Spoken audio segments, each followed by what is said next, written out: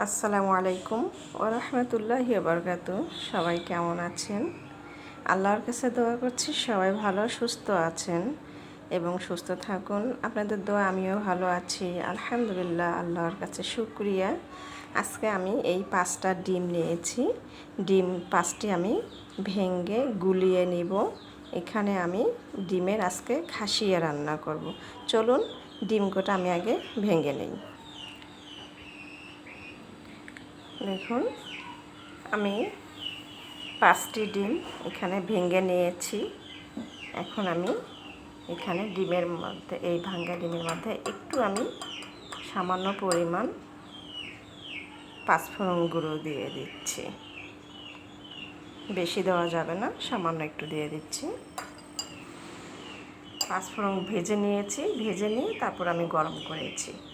তারপর আমি এখানে সামান্য একটু পরিমাণ আমি জিরা গুঁড়া দিয়ে দিচ্ছি। তারপর এখানে আমি পরিমাণ মতো একটু লবণ দিয়ে দিচ্ছি। এখন আমি এটাকে গলিয়ে নেব, ভালো করে গলিয়ে নিতে হবে।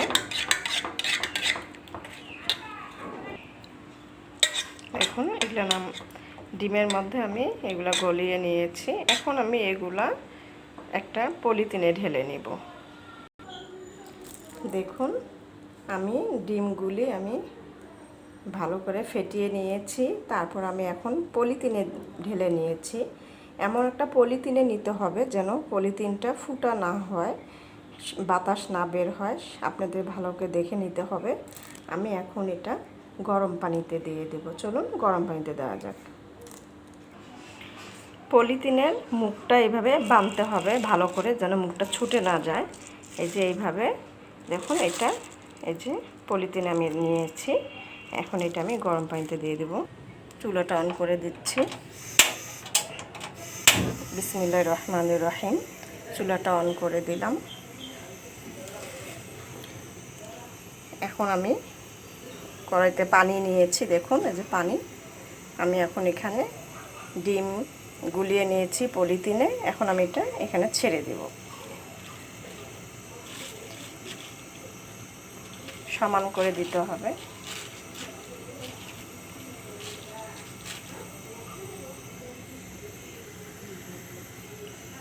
তারপর আমি এটা ঢেকে দেব।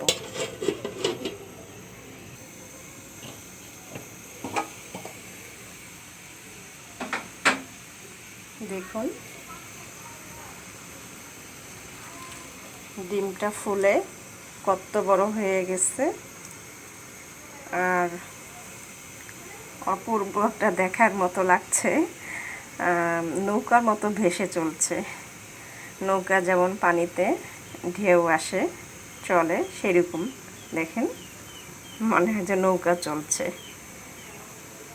তো এখন আমি এটা নামিয়ে ফেলবো।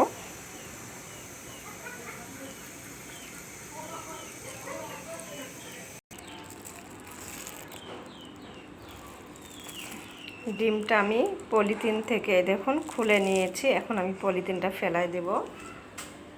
এই দেখুন, এটা হচ্ছে এই পিঠটা।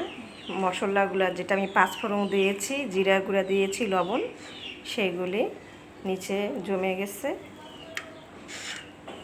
কত সুন্দর হয়েছে দেখতে। এখন আমি এগুলি পিস পিস করে নিয়ে নেব। দেখুন কত সুন্দর।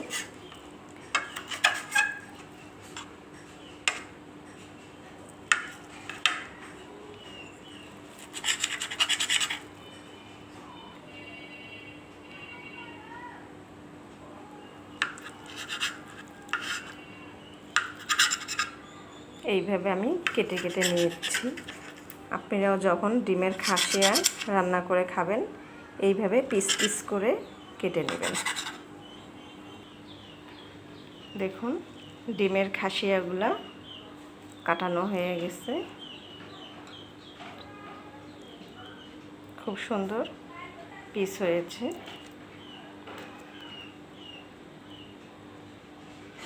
এখন এটা আমি রান্না করব। কড়াই বসাই দিয়েছি। এখন আমি এখানে পেঁয়াজ আর 2টা কাঁচামরিচ ফালি করে নিয়েছি, দিয়ে দিচ্ছি। বিসমিল্লাহির রহমানির রহিম। এর মধ্যে আমি সরিষার তেল দিয়ে দিচ্ছি, খাঁটি সরিষার তেল। আমি প্রতিটা ভিডিওতে বলি, আমার প্রতিটা ভিডিও দেখবেন যে আমি সবসময় বলি খাঁটি সরিষার তেল খেতে। এখানে আমি 3টা দারচিনি দিয়ে দিচ্ছি। খাঁটি সরিষার তেল খেলে আপনি কখনোই গ্যাসের ওষুধ খেতে হবে না আপনাদেরকে। আমিও গ্যাসের ওষুধ খাই না। আগে আমি প্রচণ্ড ওষুধ খেতাম, গ্যাসের ওষুধ খেতাম, ব্যথার ওষুধ খেতাম। আলহামদুলিল্লাহ, আল্লাহর কাছে শুকরিয়া, এখন আমাকে এইসব খেতে হয় না, শুধু একমাত্র এই সরিষার তেল খাওয়ার কারণে। আল্লাহর রহমতে বুকে কোনো জ্বালা পোড়া নাই। আগে অনেক জ্বলতো, ব্যথা করতো, কষ্ট হতো অনেক, গ্যাসের ওষুধ খেতে হতো। এখন আমাকে খেতে হয় না। তো আপনারা সরিষার তেল খাওয়া অভ্যাস করুন, সয়াবিন থেকে বিরত থাকুন। এখন আমি এখানে হলুদ গুঁড়ো, মরিচ গুঁড়ো আর জিরা গুঁড়ো, আমি লবণ দিয়ে দিচ্ছি।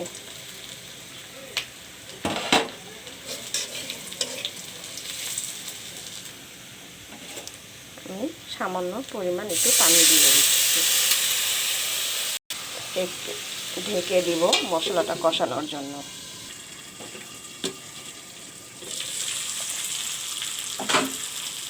মশলাটা কষানো হয়ে গেছে। এখন আমি এর মধ্যে ডিমের খাসিয়াগুলো ঢেলে দিব।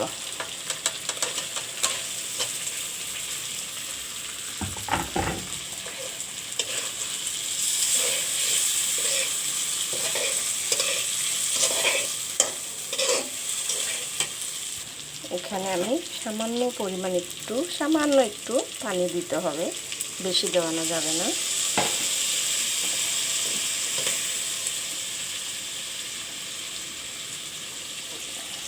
এবার আমি এটা ঢেকে দেব।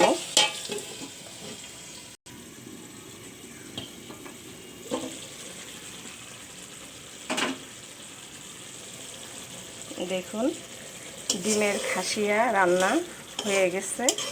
আপনারাও বাসায় এইভাবে ডিমের খাসিয়া রান্না করে খাবেন। আশা করছি ভালোই লাগবে, মজা লাগবে। সবাই ভালো থাকুন ও সুস্থ থাকুন, এই কামনায় দোয়া করছি। আপনারাও আমার জন্য দোয়া রাখবেন। আল্লাহ যেন আমাকে নেক হায়াত দাস করেন এবং আপনাদেরকে আল্লাহ নেক হায়াত দাস করুন এবং সুস্থ ভালো থাকুন, এই কামনায় রেখে দিচ্ছি। আসসালামু আলাইকুম ওয়া রাহমাতুল্লাহি ওয়া বারাকাতুহু।